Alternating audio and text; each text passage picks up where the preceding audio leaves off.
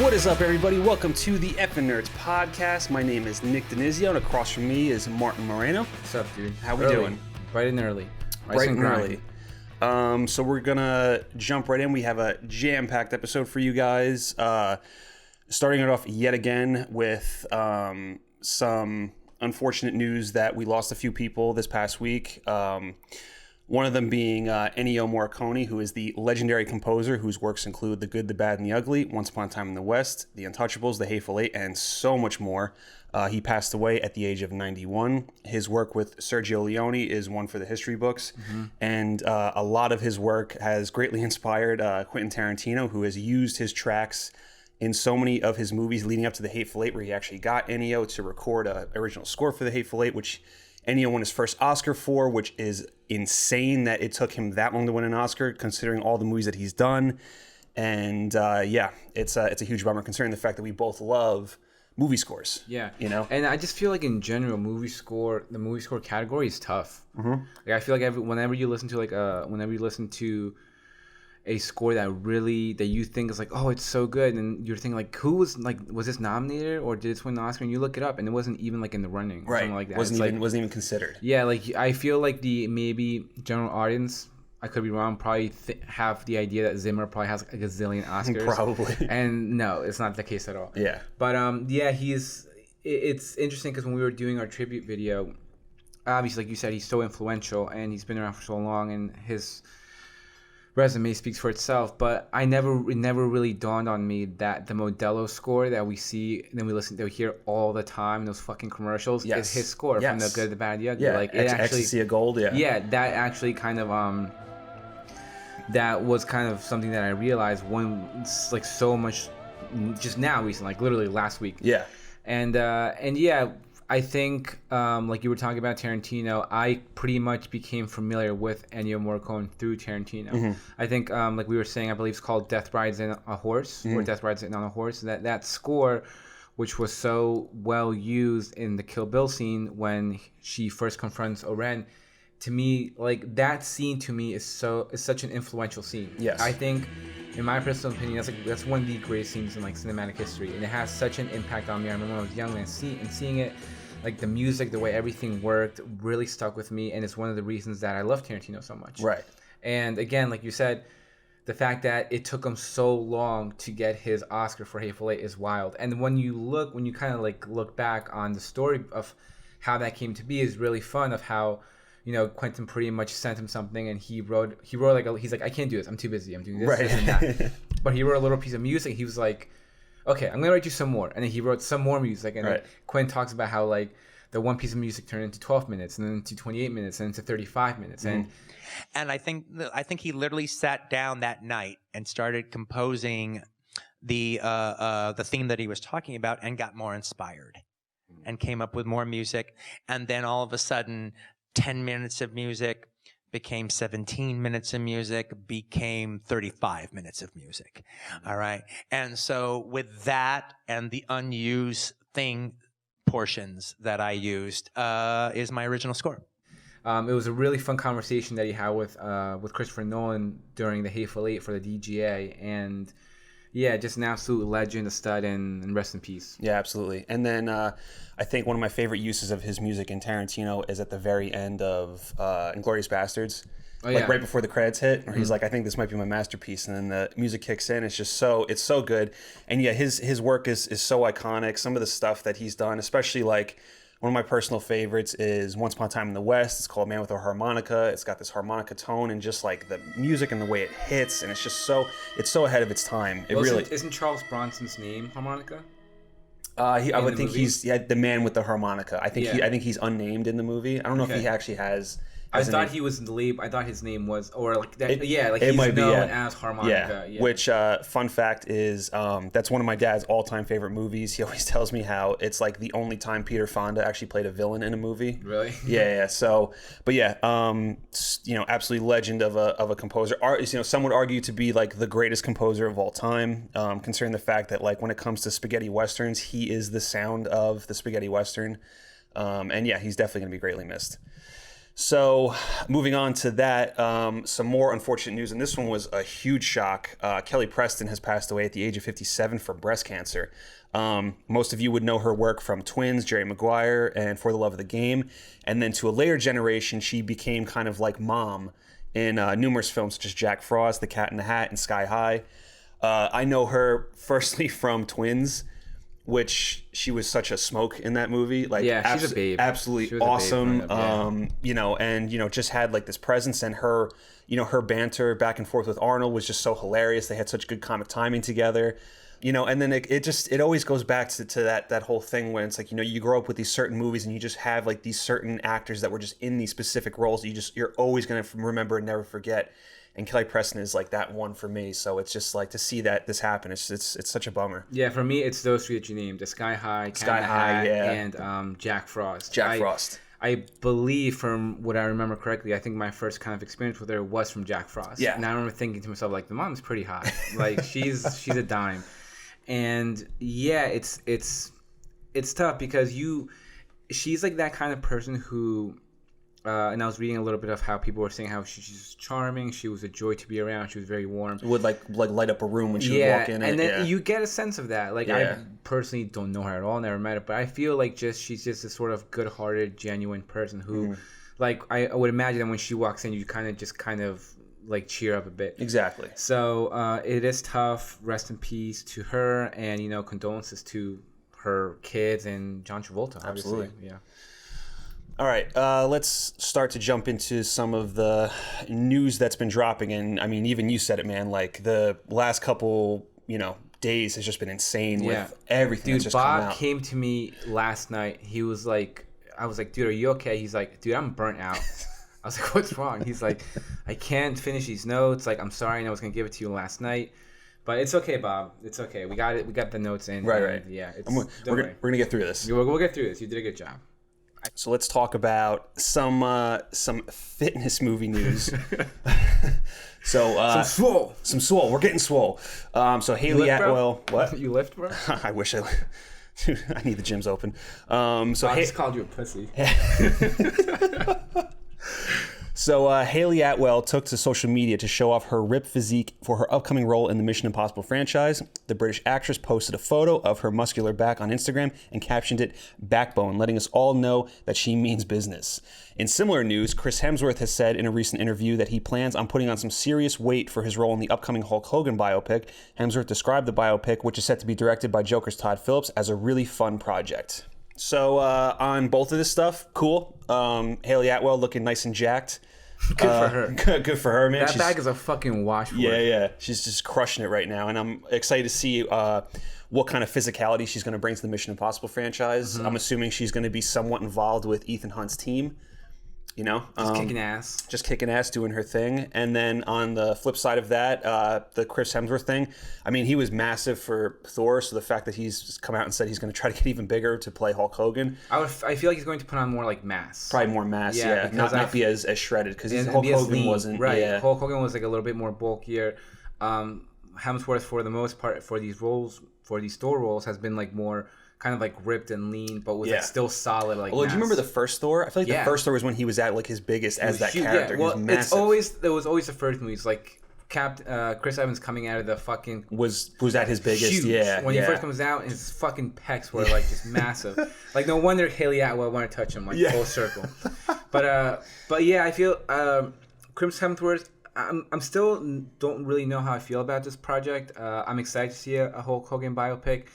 However, Chris Hemsworth is I'm excited to see what he's going to do. I feel like outside of the MCU, he's kind of been a little bit up in the air. Yeah, while some of his projects haven't hit. Right. Some movies, like I think he's kind of been on both ends of like both getting financially successful and critically successful. Like Bad Times at El Royale, for the most part, was like pretty critical. It was definitely critically successful.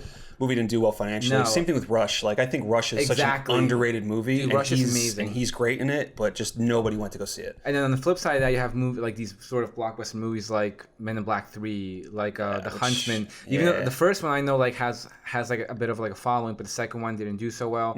Obviously Black Hat, that kind of bomb. Ghostbusters. Ghostbusters. But that's what's kind of, to me, it's intriguing because in Ghostbusters and in when we recently saw the Kevin Smith film, the reboot. Jane Silent Bob reboot. Yeah, like so that those kind of smaller, more comedic roles, which I also think kind of worked for Channing Tatum. I think once Channing Tatum started taking these sort of like comedic roles, is when he kind of really took off. No, even movies that aren't good that he plays a comedic role in, he's usually the standout. Like Vacation. Vacation. Oh my fucking god.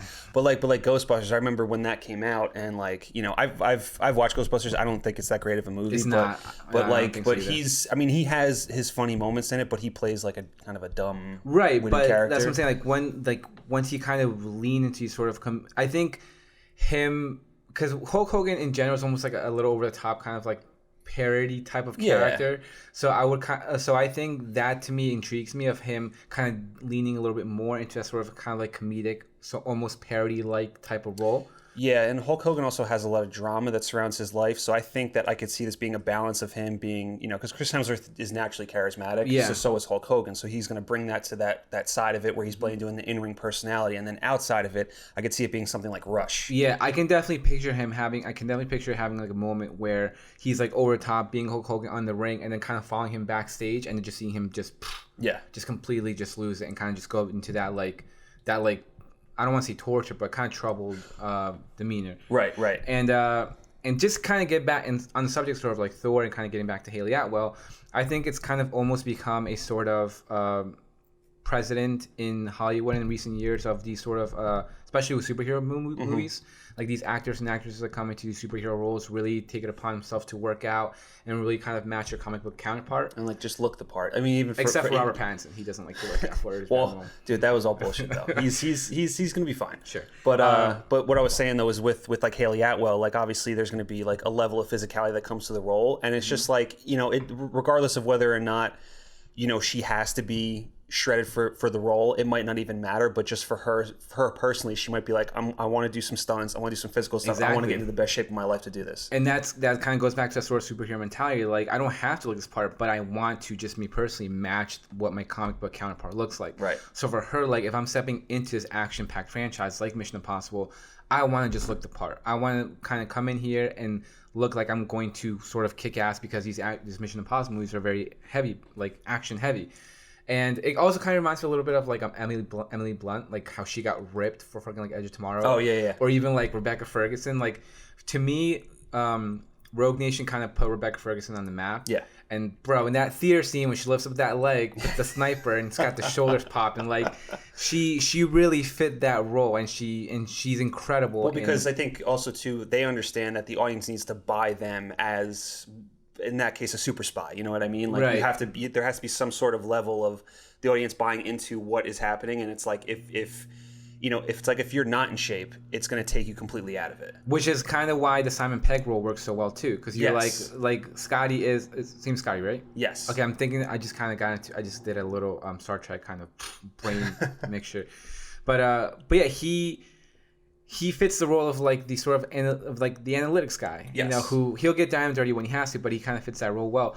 But the reason one of the reasons I brought up Emily Blunt, because I feel like Tom Cruise himself is just probably like a bit of an intimidating like presence on screen. Well, because he's a guy that just always commits to whatever role is 150%. Exactly. So you're like, if I'm going to come into this, and if I'm going to come into a fucking Tom Cruise movie, I have to have my shit together. Right. And obviously you don't have to think that way, but good for her to take it upon herself to kind of have that mentality and get in shape. And I love Haley Atwell. Yeah, and I'm excited. She's great. I'm excited to see what she's going to do in this, because I think this could be a really it's going to be a big role for her regardless, because these movies are doing so well. So good for her. I'm excited for her. Absolutely. So moving on, and I'm going to be honest, I really don't know how to transition to this other than saying New Jersey's getting sued. New Jersey is getting sued again. For the first time since the COVID-19 pandemic forced businesses to shutter across the nation, the movie theater industry is going to court claiming constitutional injury. AMC, Cinemark, and Regal were among the exhibition giants to allege that New Jersey Governor Phil Philip. Fucking Murphy. I'm sorry. This is just ridiculous. Yeah. To allege that New Jersey Governor Philip Murphy can't keep movie theaters closed any longer, claiming the closures are unconstitutional and stating that if churches are reopening, so must theaters. Look, man, first of all, you go to church way more than I do, so you might have more of a... I actually heard it of a thing on this. And it felt good. But, yeah, right. It felt good to hear. Felt good to hear, yeah. But for me, I haven't gone to church since like 8th grade, but that's besides the point. Shame! Shame! But the movie theater is my church. The movie theater is my church. That's my religion. That's my religion. Cinema's a fucking religion. Cinema is my religion. So trust me, you won't find anybody like me or Martin that wants the theaters open ASAP. But at the same point, you do not want to put the safety and risk of people in jeopardy because of you wanting to make money. Right. You know, that's given if we are from Jersey, because we may or may not. We may or may not be. It's a mystery. But you know, it's just one of those things where like look, man, I know there's people out there that think what's going on is bullshit, whether you want to say it's fake news or whatever, but it is what it is. It is what it is. Like you can't put people's lives in jeopardy because you need to make money. It's just simple as that. And I understand that the industry's hurting. I understand that there's a lot of different things going on, you know, but it's a tough situation. It's a tough situation, and for the most part, I was reading this yesterday too, how it's kind of like a lose-lose for both cinemas and theaters, because if theaters start to, not theaters, but if movie studios start to release some of these bigger movies, like let's just say for whatever reason, Christopher Nolan changes his mind and says, all right, you can put Tenet on video on demand. Mm-hmm. It's a lose-lose for everybody. I mean, it's not going to make the studio as much money as they probably would have made if it was completely in theaters, like with worldwide box office and everything. And then it's a lose for the theaters too, because they just completely lose out on. They don't make anything. They don't make anything. No, they make nothing at all. So what some people probably don't realize is that they're a candy business. Right. Majority of the profits come from candy sales. That's why popcorn is so fucking expensive. Right. You know, like $20 for like a goddamn small soda, but that's really where their money comes from, and it just bothers me too, because it goes back to that kind of what we were saying in the previous episode of like, oh, hey, we're fine. We could have opened if we wanted to. Right. Then why the fuck are you suing New Jersey? Yeah. Like, oh, like if you really cared about the safety of people, you wouldn't have came out with a bullshit statement saying like, you don't have to wear masks, only to quickly change your mind after you got shitted on, saying like, oh, actually, no, yeah, you probably should wear a mask. So, look, like I think you said it perfectly, so I'm just gonna leave it at that. I mean, yeah, there's really nothing to say about this, other than the fact that there's nothing to do at this point. The only thing that's scaring me a little bit is, you know, you just don't know how long these theaters are going to stay in business. Obviously, with all the rumors you hear going on, and you know, if they don't start getting some revenue, I don't know what's going to happen. I mean, this is a whole scenario that we could probably have a full-blown conversation on. So maybe we'll just leave it at that, and we'll get back to it at some point. But yeah, we'll just kind of see what happens, and I don't know. Hopefully, fingers crossed. Hopefully they open soon. Yeah, fingers crossed. Okay, so let's get to some brand new trailers, because a lot of trailers dropped last week. Starting off with new trailers for The Boys and Umbrella Academy Season 2. New trailers to Amazon's The Boys and Netflix's Umbrella Academy have been released. While there's been a decent amount of promotion for Season 2 of The Boys, Netflix's Umbrella Academy has stayed relatively quiet in regards to marketing. Both trailers showcased a bunch of new footage and gave us more of what we love from both of their first seasons. The Boys trailer doubled down on its playful banter and bloody adventures, with Billy Butcher proclaiming, "Daddy's home." While the trailer for Umbrella Academy gave us a glimpse at what our favorite weird family is up to this season, including fan favorite Klaus running his own cult, and Number 5 trying to figure out how to stop yet another apocalypse. Umbrella Academy will be available to stream on Netflix later this month on July 31st, while The Boys will see their first couple episodes available on Amazon Prime on September 4th. That was a mouthful, bro. That was a mouthful. And you did it. This is why Chris. Robert, bro. Robert the writer. This is why Nick does notes. Because I would have fucking butchered all of that. Dude, I get tongue-tied enough on this stuff anyway. But yeah, it was exciting. It's exciting to see. You know, the Boys. I had seen The Boys 3 times.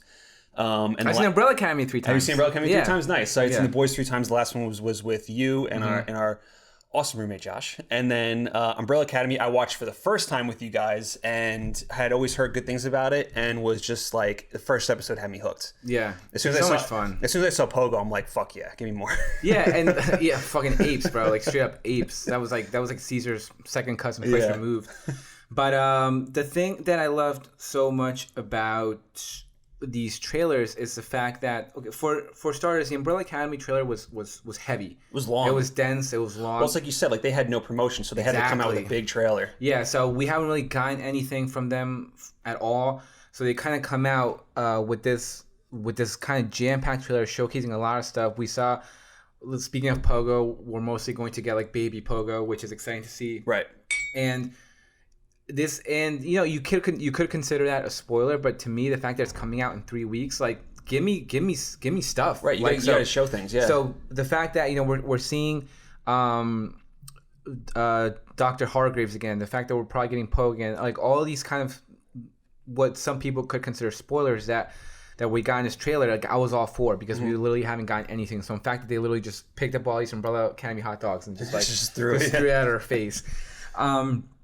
And and one of the reasons I'm really excited about this is because I don't know what's going on. For the first season, I've read Umbrella Academy Apocalypse Suite, which the first season is inspired a lot from. So I kind of had an idea of where the story was going. For this, I have no idea what's going on. I have no idea what's happening. There are some new characters that I saw that I had no idea who they were. And yeah, I mean, give me all the Klaus. Give me all the Klaus hot dogs. Like, I'll take all of them. I love it. And in regards to The Boys, the first season, what I really like about The Boys is that, unlike, and this is not, you know, it's a little bit of shade. I don't care. I'll say it. Unlike some of these DC Universe shows like Titans and Doom Patrol, which try to go so dark with Doom Patrol's good though. We'll talk about that. You might. I don't think it's bad. You might be the outlier on that, because Doom Patrol for the most part was. I think Doom Patrol really found its footing towards like second half of the season. Right. The episode with Danny Street, where they do like that whole karaoke number was fantastic. Yeah. It was so good. But that was more true to Doom Patrol, like I guess like identity, so to speak. This is a whole nother conversation. I'm gonna cut it off. I can't let you slander Doom Patrol. Cut it off. I'm not slandering it. I'm just saying that. I guess I'm saying don't lump it in with Titans. Hey, Titan season 2, man. Okay. Okay. So, but what I was going to say was that Doom Patrol and Titans, they made this sort of conscious effort. Well, I think DC Universe in general made this sort of conscious effort to have these like darker shows with a lot of swearing and obnoxious blood and all this violence and stuff. And while that's fun and it worked over for a general audience, I will admit that I'm a bit of a purist when it comes to source material. And some of the stuff just, to me, didn't work because it wasn't in line with the characters.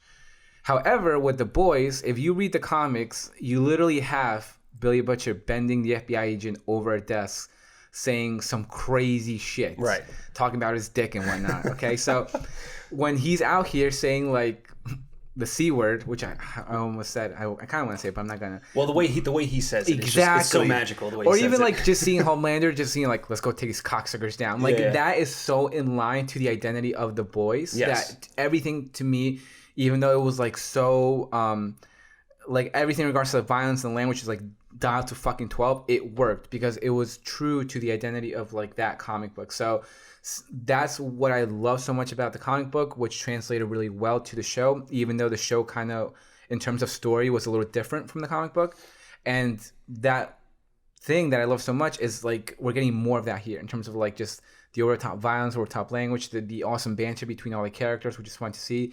And I'm just excited. Like I can't wait because I fucking love both these shows. Yeah, both shows are awesome. And with The Boys, it was great seeing just all the characters back, and you got glimpses of just more of just like that insane violence that it has, like skulls being crushed and just all that good stuff. And then you have, I know the season's going to put more, you're going to get more of Black Noir, which we only got glimpses of in the first season. He's going to be more of a prominent character here. Which he is a more prominent character in the comics, especially early on. What's crazy about the Boys too is The Boys strays very far away from its source material. Like when season 1 ends, you're just in a completely different different area. But I honestly think it's for the better, because the way the way the comic plays out, I don't know if it would translate that well to being a TV show. So I like the creative liberties that have been taken for this, and I think it makes the show a lot more fun to watch, because the Boys comic, while it's fun, it's also like sometimes it can be a tough pill to swallow. And with a lot of the violence that happens in the show, they really do a nice job balancing some of that intense violence with just some hilarious moments. Yeah. And then on the flip side with Umbrella Academy, it's great to see all these characters back. And even though you just saw them like 2 weeks ago. Even though I just saw them a couple weeks ago, yeah. And trust me, like when it ends, it's like, oh fuck, thank God, like I just saw this, because if I saw it like last year, I'd be so bummed that I had to wait so long. Yeah. And one of the things I'm most excited for that you get in the trailer is more of development with Klaus and Ben, because it seems like, like if you had seen the first season, I guess I don't go into spoilers. Go into spoilers, but it's been out for like a year. Yeah, but like the fact that like Ben's like we always say, if we spoil something for you, we'll just go fuck ourselves. But the fact that Klaus can talk to ghosts, and Ben is obviously a ghost, but then they show glimpses in the first season of him possibly being able to now touch while being a ghost, like bring him back like to physical. Having some Patrick Swayze, Demi Moore kind of connections going on. Not just that, but actually bring the ghosts to bring him back. Bring him back. Ben can actually do his crazy shit and fuck shit up. Yeah. And they have like some really just hilarious banter in the trailer. So yeah, really excited for both. Can't wait for them, and we're gonna get them really soon. While keeping on the subject of trailers, a 30-second teaser was released for Halloween Kills, the highly anticipated sequel to 2018's Halloween. The instant excitement of finally seeing new footage was quickly dampened when the film's release date was revealed. Both sequels, Halloween Kills and Halloween Ends, have now been pushed a full year to 2021 and 2022. While this information is discouraging, Halloween star Jamie Lee Curtis offered some positive news on the matter by indicating that the film will be worth the wait. John Carpenter also chimed in to let fans know that the movie's going to have a high kill count, a message that is sure to please horror fans everywhere. So I know you're big horror slut. Yeah. So we like to say around here. I wasn't even going to say that. I was just going to say how you must be really bummed out that this says... Oh my God. It was a big fuck you, man. Well, that was the day that Umbrella Academy and Boys trailer dropped, so... Well, I was going to say, too, did you, you heard about the delay before you saw the trailer, right? No, that's the thing. So well, that sucks. Fuck me. So they essentially put out a statement on their... Instagram page. I'm sure they did on the Twits as well. Yeah. Well, Jason Blum, I saw, posted a message about it. Right. And then shortly after that, like 30 minutes after that, they released a 30-second teaser of the movie. So I'm like hyped. I'm excited. We got like the Boys trailer. We got the Umbrella Academy trailer. Excuse me. And then, just scrolling through the gram and then Halloween teaser. And I'm like, oh my God, yes. Like finally.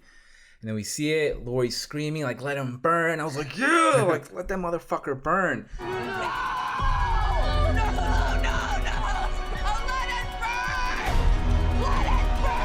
burn! And then 2021. And I was like, just threw my fucking phone across the living room. I was so mad. But yeah, it stings because I want this movie. I love this franchise, even though the sequels are ridiculous.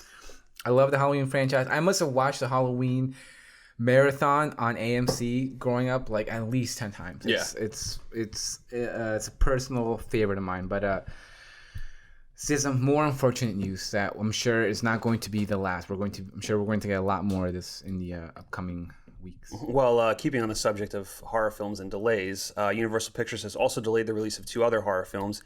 Candyman has been delayed a few weeks from September 25th to October 16th, and The Forever Purge has been given a July 9th, 2021 release date after being delayed indefinitely in May. On the bright side, however, Universal's Wolfman remake that was recently announced a few weeks back has also found its director. Lee Winnell, who recently helmed this year's Invisible Man at Universal, has come on board to direct Ryan Gosling-led film. All right, so let's break some of this down. First of all, on the subject of delays. The breakdown. It's just like Halloween. This is par for the course now. Just things keep getting delayed and rescheduled. Candyman, which had a really awesome trailer a few weeks back. It was like it was done with like puppets and stuff and black and white. Some Deathly Hollow shit. Yeah, if you haven't seen it yet, please go check it out. It's probably to me it's probably one of my all-time favorite trailers. I've watched that thing so many times. It's just really well done, really cool, and just gives like very creative, and gives like a nice insight into what the movie's going to be about. So seeing that delayed is definitely a bit of a bummer, but I think it took Halloween's old release date, October 16th. So motherfucker. hopefully that sticks. Stole our girl. And then the Forever Purge being delayed. I mean, this is a franchise that just keeps on kicking. Sure, whatever. I really don't care about the Forever Purge, I'm going to be honest. What was the last one? Was it election year? I think election year, and then they had the TV show. No, there was one after that. There was election year was the third one, then there was a fourth one, which was like the origin of the Purge. It was like went back to the first Purge. Oh, right, right. And then this one, the Forever Purge, I'm guessing is maybe a sequel that maybe goes further into the future, maybe. It's forever. It's forever. Stop. Well, now they got that TV show that's on USA, I think. So, yeah, cool.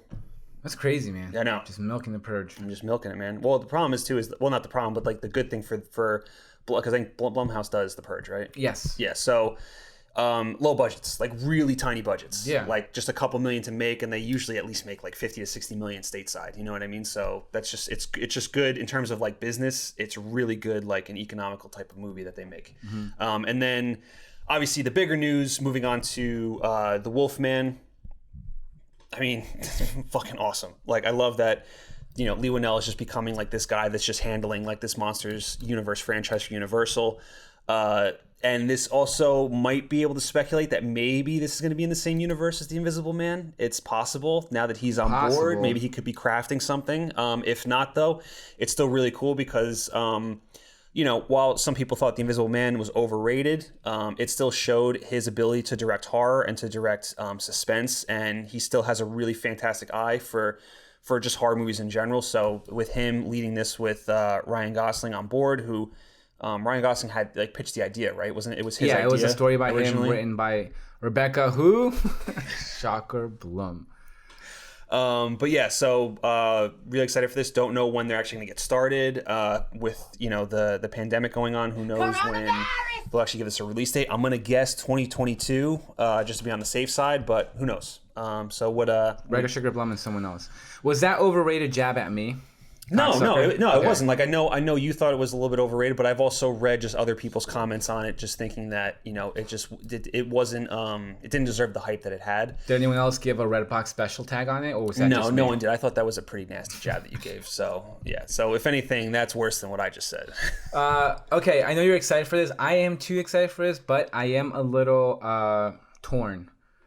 Natalie Imbruglia reference insert here. Because as much as I love Lee Winnell and as much as I kind of love how he's sort of grown in his career over the past couple of years, I feel like it's a bit of like a safe choice. And like they already have some familiarity with him. He already did The Invisible Man. And like, okay, cool. Now let's bring him in again because he did such a good job and gave us a lot of money to do The Wolfman. He's kind of leaning more with, when you look at like Upgrade and Invisible Man, he's kind of leaning more in towards like a sci-fi horror genre, which I'm not sure if like that's like a legit genre. Which if it is, it's like that would probably be like my favorite. Would genre. you consider Predator a sci-fi horror? I always have this discussion because Predator, even though he's a fucking alien, I consider Predator a monster movie. It's weird. I don't know why, but like Xenomorphs, those are aliens. Like that's alien movies. War of the Worlds, alien movie. Frankenstein, Swamp Thing. Well, those are monster movies. Right, monster movies. So you think you consider Predator to be a consider monster? Predator a monster Which movie. is crazy since he comes from space. I know, he's an alien, but I consider it a monster movie. I think when it first came out, it was kind of like embedded into my brain, like, come see this monster movie starring Arnold Schwarzenegger. Like, so I think like that was probably embedded into my brain to the fact where it just kind of got coded in my DNA that I can't think otherwise. But like, even though like Xenos and Predators are like in the same sort of world, maybe not intentionally, but at this point they're pretty much like existing in the same universe in regards to like space and all this shit. I consider like the Xenomorphs and the Alien films alien movies, right? Like, or like space movies, I guess. I don't know, but Predator always like monster movie. But would I consider that sci-fi horror? Yeah, I'd probably consider like a sci-fi horror film. But like when you kind of look at what he did with like Upgrade and Invisible Man, I kind of put it into, I would say, more like Annihilation and like Ex Machina, like Alex Garland films. I'm into hard sci-fi. Fantasy is bullshit. Not to cut you off, but I definitely do agree with you that he definitely leans more into, like, especially with the Invisible Man, like if it's the same way in the sense that like Christopher Nolan approaches Batman, like if Batman was a real person, this is how it would happen. So like the same thing with the Invisible Man. If the Invisible Man was a real thing, this is how it would make sense to be in like a realistic world by wearing a suit with cameras on it and stuff like that. So it's taking like these larger than life characters and grounding them in some sort of realism and modernizing them. Yeah, like taking advantage of like current, which same thing, Chris Miller, like you said, like Bruce Wayne took advantage of all his toys that he had, and actually given the time that Batman Begins came out, which is kind of the time when like the sort of like Iraqi war was kind of like kicking off. Right. It makes sense that all his company was producing all this military, like the tank, all the shit. Yes. So like, yeah, I guess in regards to like the times now, what Lee Winnell has been doing with these films, like I really enjoy, like you said, that the moment in Invisible Man for me that I really love is the part where we get just the suit glitching. And then you just get these straight up moments of just like glitching back and forth between just the shape. Like I love that. I love this whole notion of like this shape, just this mask, kind of reminiscing back to Michael Myers because he is known as the Shape. Right. So like that kind of aspect and certain things that Lee Winnell kind of created and certain moods that he created and these certain situations that he that smartly he created in regards to like the Sioux and the times we are today is intriguing to me. And like I love the sort of sci-fi horror aspect of it. However, my only thing that it's kind of, you know, has me a little mix on it is that I would have much rather have seen someone else come in and give their own take on this. Like I would rather have seen a different vision for this movie. Like we already have Karen Kuzma on board to do Dracula. We're not still exactly sure if it's going to be like modern day or if it's going to be right.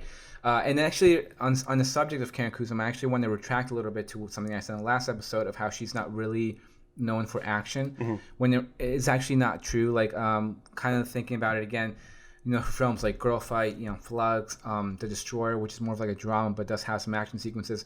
She knows how to handle action. So the fact that you have a director like Karen Kuzma who knows how to handle different subjects between like drama, action, excites me because that's the kind of director that I want to kind of come in and especially since she has kind of like a horror background.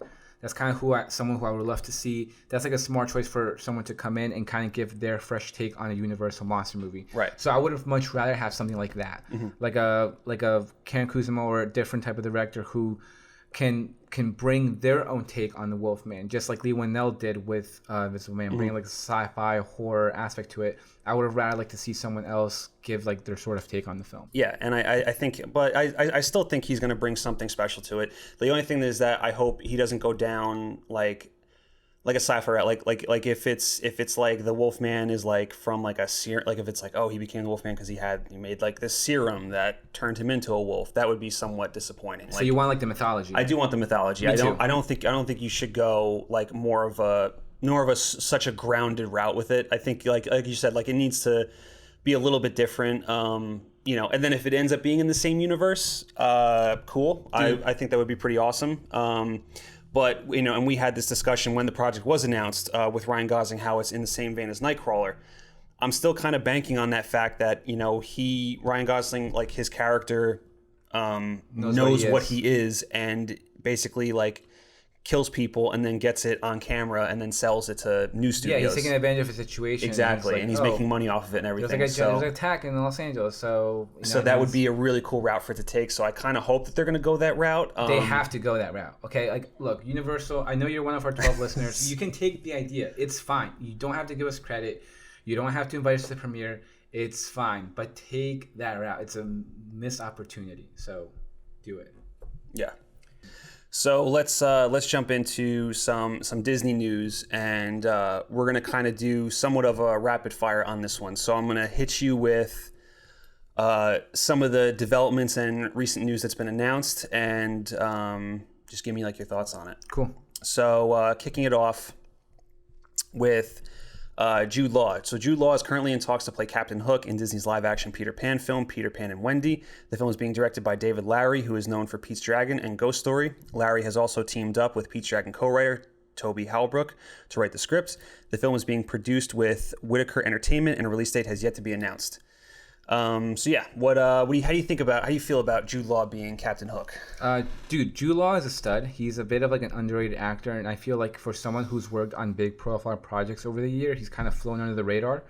Like when you think of, I think some of his movies haven't His one, like, the big profile movie he's done is probably like Captain Marvel, but I think a lot of people have already forgotten that he was in Captain Marvel. I think a lot of people just need to forget Captain Marvel. Well, that's the thing. I think a lot of people kind of put Captain Marvel aside because for the most, it was a little bit like of a divisive film. Yeah. But then other projects like what's the one with Natalie Portman? Von Lux.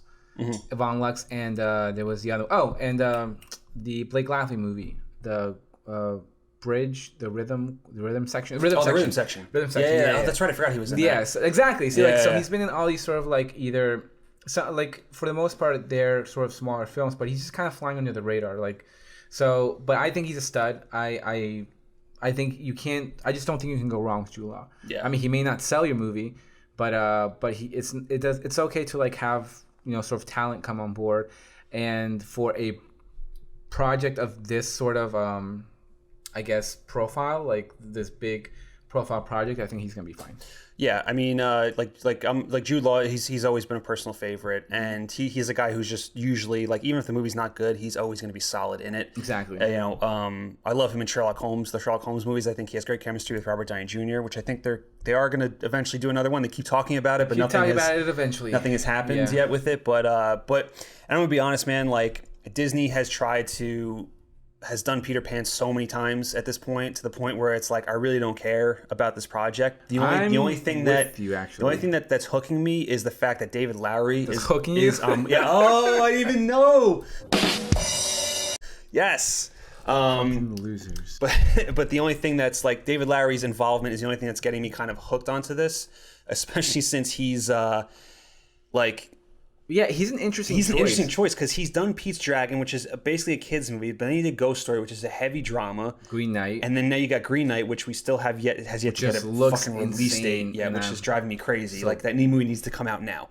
But that looks like dark and, like, you know, crazy. Yeah. So that's the only thing that's kind of really like getting me like on board with this project. So yeah, whenever they finally get rolling, which who knows when that's going to be, and we get like a first look, I'll be interested to see what this project, how it forms, and what's going to look like. And I didn't hate Pete's Dragon, to be honest. I thought it had its moments. No, I mean, I think the majority of people like Pete's Dragon. I think it definitely had its moments because also the co-writer is doing the movie with him as well. It's also Criterion Pan. So, right. But yeah, he is an interesting choice, and I'm excited to see.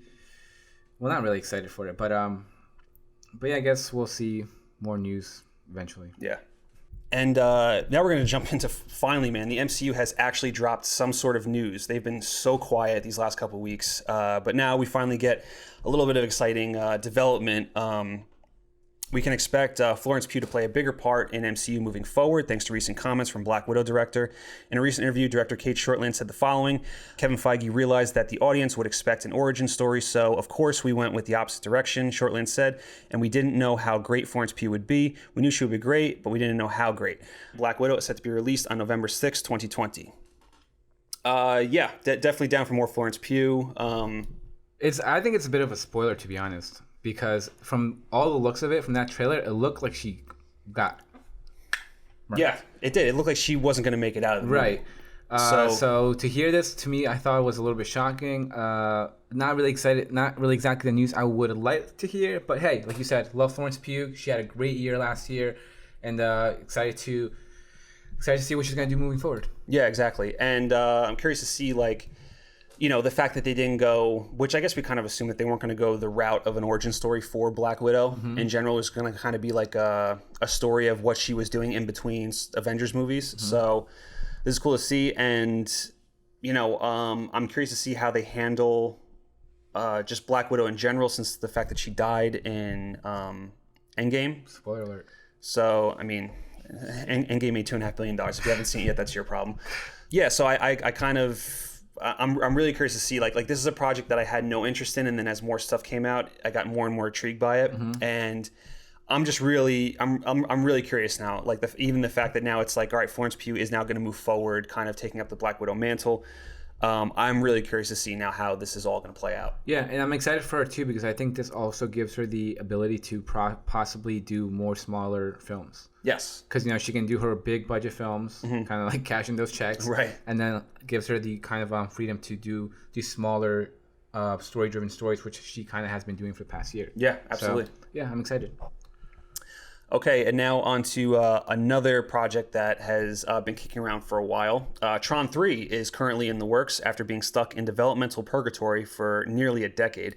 The third installment in this 38-year-old franchise is rumored to star Jared Leto in the main role, with French music duo Daft Punk also rumored to return for the film's soundtrack after composing the score for 2010 sequel Tron Legacy.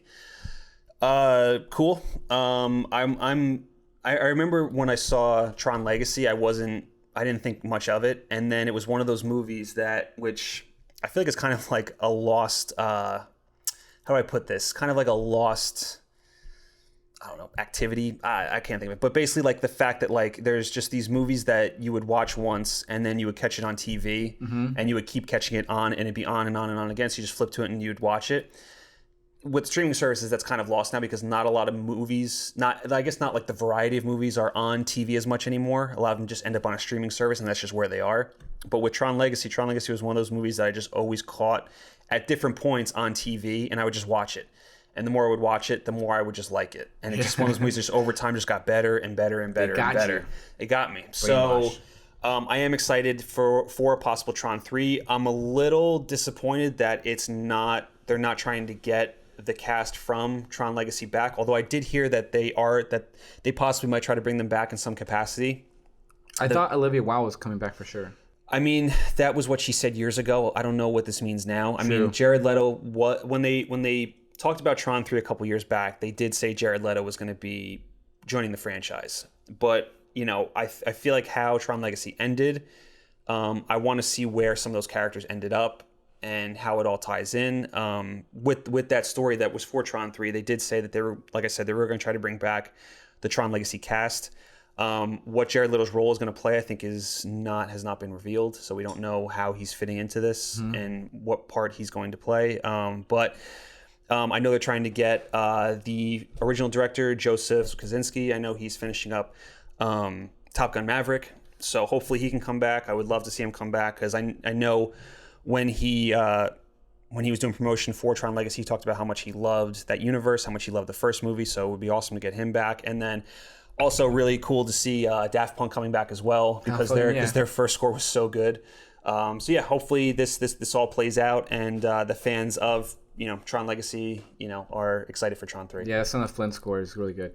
But yeah, I'll just leave it at that. You said all. You said it all. Cool. So in keeping on the subject of movies in development, rumors have it that both a live-action Batman Beyond and Zatanna Film are currently in development over at Warner Brothers, despite the fact that both of these reports don't come from major trades. Both films would make sense given the current Keaton and Justice League Dark news. Both projects have also been reportedly in talks for a while now, and the possibility of them becoming a reality is starting to seem more likely. Yeah, I'm kind of with this. I've heard about the Zatanna Film for a long time now. I would just assume that she would get introduced in Justice League Dark and then maybe get her own movie after the fact. I'm there. I'm not too familiar with her character. I know you know more about her than I do. Zatanna, she's fucking awesome. Yeah, and then with Batman Beyond, if the Keaton thing is, I think at this point when it gets officially confirmed, I think we would have just assumed that the Batman Beyond movie is going to happen at some point with him in that role. Maybe you can get Tim Burton for it, maybe not. I don't know. Yeah, but that's also a movie that I would feel like I still think it's too early for it. Yeah, I mean, well, it's like you said, like these reports kind of came from. They're rumors. They're rumors at this point. I think there's nothing. There's nothing that says these are going to happen, and if they are going to happen, it's not going to be anytime soon. It's just in talks. Like I'm all about the more Batman the better. Right. But at this point, like another one, like look, it would be fun to see a Batman Beyond movie, but I would like to get some sort of steady, established Bruce Wayne / Batman for just a couple years. Yeah. Like whether it's Batfleck returning, whether it's Keaton returning, whether it's Pattinson, like just give me a little bit of just give me some Bruce Wayne flavor, like establish that character in whatever new world you're trying to build, and then maybe from there we can branch off into Terry McGinnis. In terms of Zatanna, I think what you said makes sense. Either way, either I would imagine that because, I mean, for the comic book world, would know Zatanna. Yes. I would imagine so. But the general audience wouldn't really know her. So it would make sense to me to kind of have the Justice League Dark episode introduce her there and then branch her off into her own movie. Yeah. She's a fun character. She could be the sort of Scarlet Witch of the DCEU because she handles with a lot of magic and stuff. And she has a great chemistry with... she draws that fine line very much like Batman does. She draws a fine line of her like a nice relationship with Constantine and Etrigan and Swamp Thing, while also having like a really nice relationship with like Wonder Woman and Batman. You can do a thing if you introduce Cersei as a possible Wonder Woman villain, then you can have kind of Zatanna come in and kind of help out, given that Cersei also it's almost like a magic mythical sort of creature. So. Would it be fair to say that Constantine and Zatanna are kind of like co-leads of the Justice League Dark, like co-leaders? Yeah, kind you can of? say that, of course, yeah. And there have been the Zatanna and Bruce Wayne romance has been like hinted at many times throughout different forms of canon, and I would have loved to see that. That's not going to happen. At all. But Zatanna's a very sexy character. Just in regards to who she is, what she does, how she comes off. She always has this like very sexy smirk that's very like intriguing, appealing. So Bruce being Bruce, so I always kind of see him kind of go weak in the knees. So I would really love to kind of dive into that sort of romance, but clearly it's never going to happen. Yeah. But yeah, I really love the character, and I'm excited to see how it's done. But I think just do it smart. I think if you do go to Justice League Dark route, introduce her there, get everyone on board, like really sell her in that Justice League show, then go off, branch off from there. If you're gonna go a different way about it, if you're just going to kind of risk it and hope that there's enough familiarity for people to go see her movie and make money, then do that too. It also hasn't been confirmed whether it's going to be on HBO Max or theaters, which is interesting. Right. So I kind of want to stick in this idea of HBO Max because going into the next big story that was dropped, HBO Max and Matt Reeves are teaming up to develop a police drama set in the crime-infested streets of Reeves' Gotham City. Terence Winter, who's known for Boardwalk Empire and The Sopranos, is coming on board to write and executive produce the series, which from that standpoint is really exciting because Terence Winter has worked with the likes of Martin Scorsese and then obviously being such a major part of The Sopranos, Boardwalk Empire with Scorsese. He wrote The Wolf of Wall Street, so he's very familiar with crime and corruption and drama and all other stuff. But while this is a really awesome project, and we're going to go into it a little bit, the idea that Warner's is really going to start using HBO Max to be a second hub for content for the DC EU in the same way that Disney Plus is going to end up being kind of like a secondary hub for the MCU Reeves movies. Batman isn't part of DCEU, right? It's not. So in terms of just the Batman kind of being its own thing, I also look at it the same way in terms of like Justice League Dark being an extension for Zatanna. You know what I mean? So it's just like the ability to tell stories for certain characters. So I kind of look at this as just being a nice outlet for DC to really expand their universe and grow it and do a lot of world building. With this Matt Reeves Gotham City show, I think it's a really cool thing. I mean, obviously, I saw a lot of people on Twitter saying how why are they doing this? They just did Gotham. Yeah. This is not going to be like Gotham on Fox. In all intents and purposes, then this just this line of dialogue already makes this better than the entire series of Gotham. I know Gotham has its fans. I'm not trying to insult you guys, but for the most part, Gotham was a very campy show where it just threw every single Batman villain in there every single week, and it didn't know what it wanted to be. It could have been this. It could have, but it had no idea what it wanted to be. Which, when Gotham was announced on Fox, that was my original hope for it, was was a nice look at what the origin of the Gotham City Police Department was like, and the origin of Jim Gordon, and it had all this potential to be that, which I think got lost at some point when it's like, let's throw every Batman villain in there. We have Bruce Wayne as a kid. Let's focus on his training and things like that. Let's have every villain be 20 years old. Right, exactly. Like, yeah. What the fuck? It for all intents and purposes, in terms of Batman lore, it didn't make sense. With this though, it has the ability to be an extension of Matt Reeves' Batman universe, as well as being able to tell stories. Like I was thinking about this too. Like it'd be really cool if you could get Jeffrey Wright, like be like the star of the show. Yeah, I think which it's 100% doable. Yeah, like, it's doable. Absolutely, yeah. it's doable. I know Jeffrey Wright has a lot of projects. One of them being Westworld, which he's still on. But I think he would be awesome in this. I think it would be awesome just to have it focus on him trying to navigate just all the corruption and the crime that goes on in Gotham. And like I said, it has this ability to really focus on his character, as well as maybe some secondary Batman characters or Batman villains that really wouldn't get a spotlight in the Batman movie, like Condiment King or Kite Man. Bro, I fucking love Kite Man. All right, you Hell yeah. Shut your whore mouth. I can't believe how much I love that fucking character now. It's crazy. But yeah, pumped for this. I can't wait.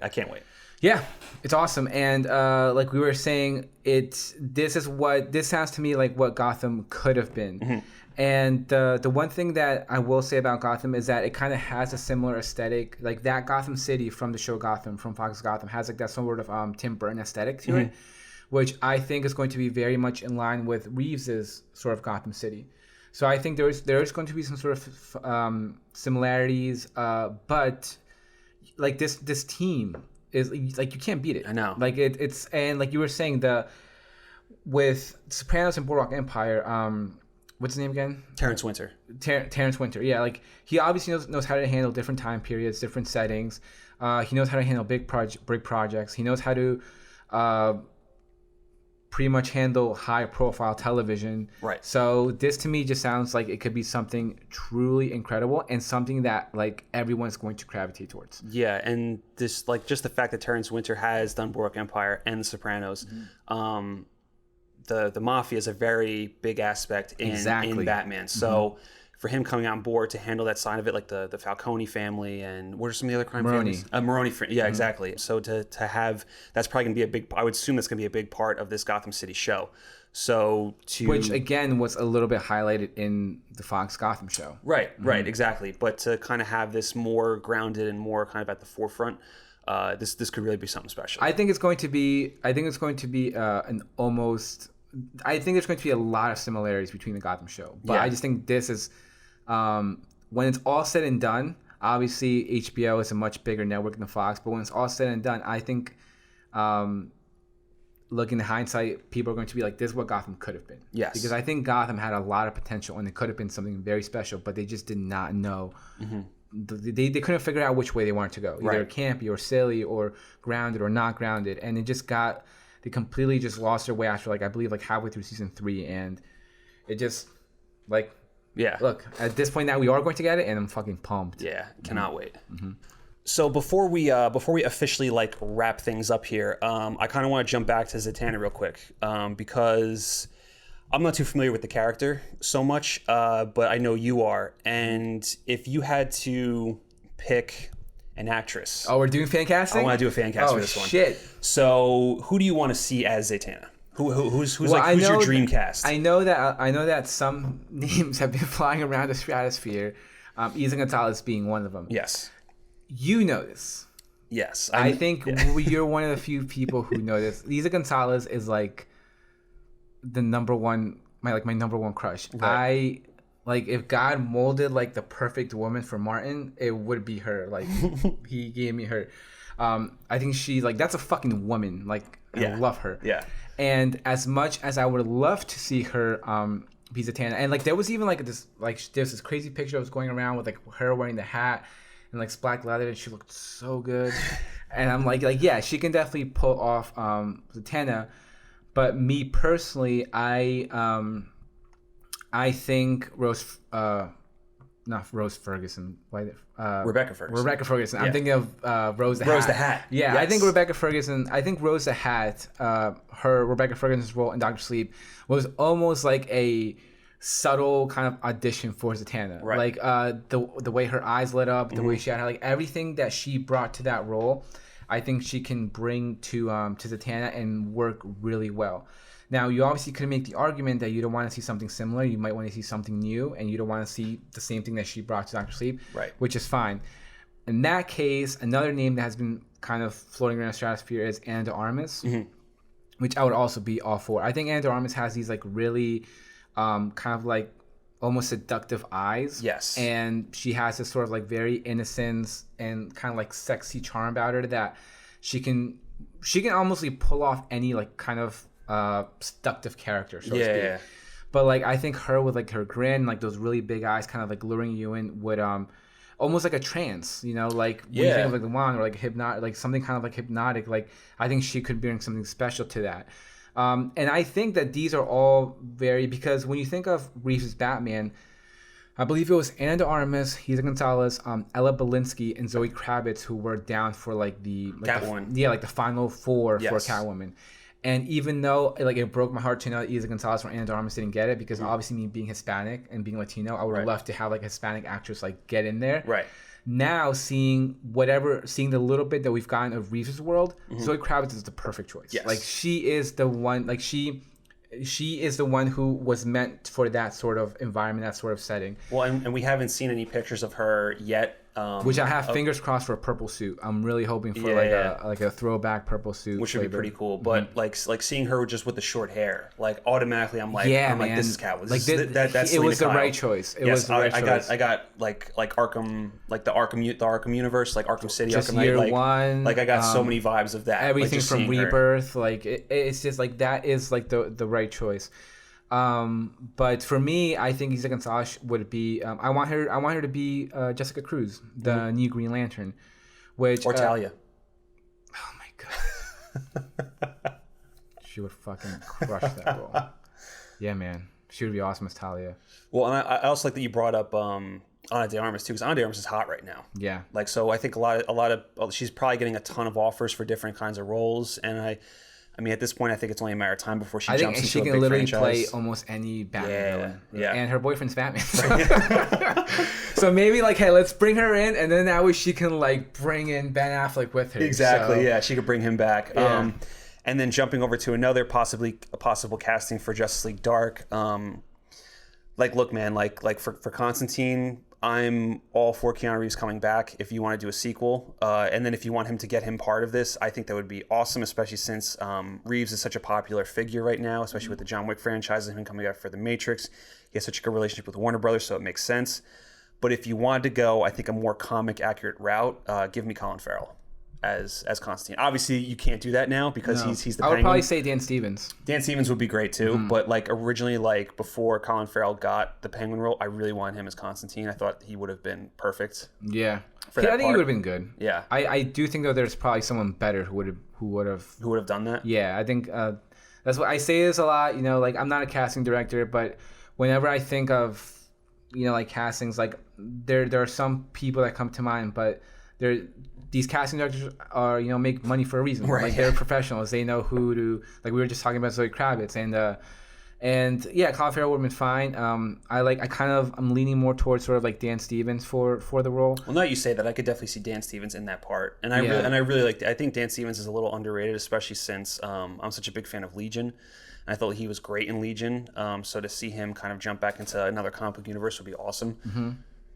And also, if the Green Lantern Corps show does happen, then bring in Isa Gonzalez for Jessica Cruz. Right.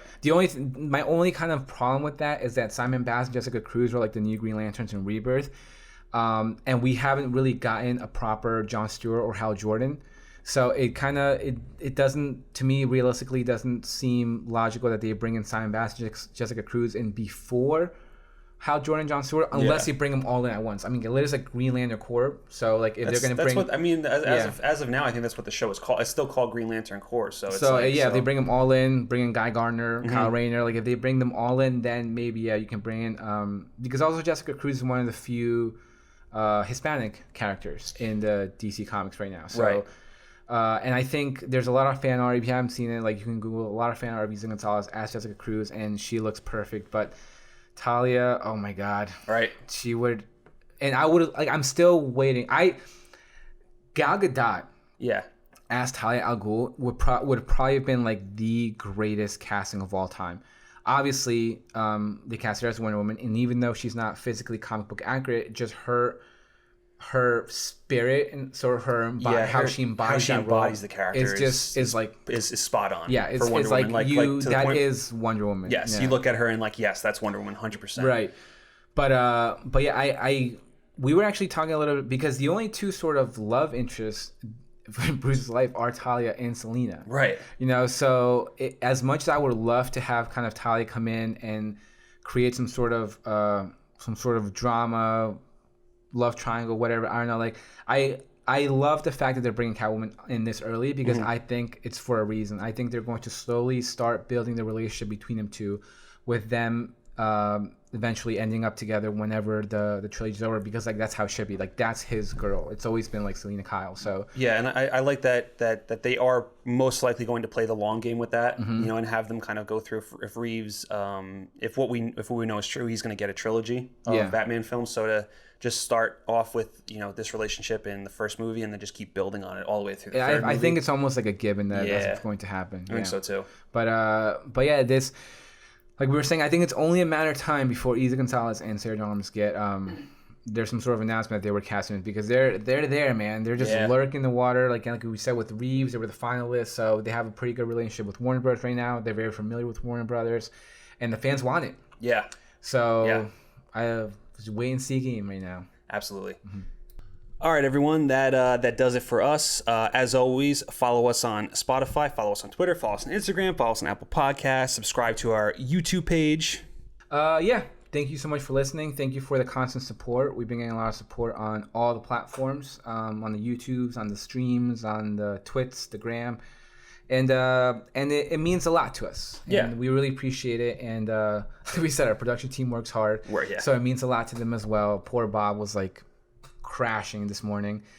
But thing one and thing two, we're not gonna say our names, but they direct, they edit, they do a lot of stuff. So that 3-man crew does some good shit. So thank you everyone for support. It means a lot. And yeah, we're going to keep doing our best to bring you guys some good shit. Yeah, in terms of what's next, we got reviews coming for Greyhound, for Palm Springs, for The Old Guard, and then also a little bit of a switch up. We're going to do a review for The Last of Us Part 2, which I just finished playing, and Last of Us Part 2 is subject for controversy right now, so it's gonna be a fun review to kind of delve into and talk about. And this is all about divisive shit. Yes, I love the controversy. He's all about it. So I don't know what I'm gonna do. I'm either going to sit here and listen and eat a bagel, or I'll probably talk about something. I'll probably find something to talk about. But regardless, we got that coming soon, and we're excited. Very excited. And we'll catch you guys in the next one. Bye.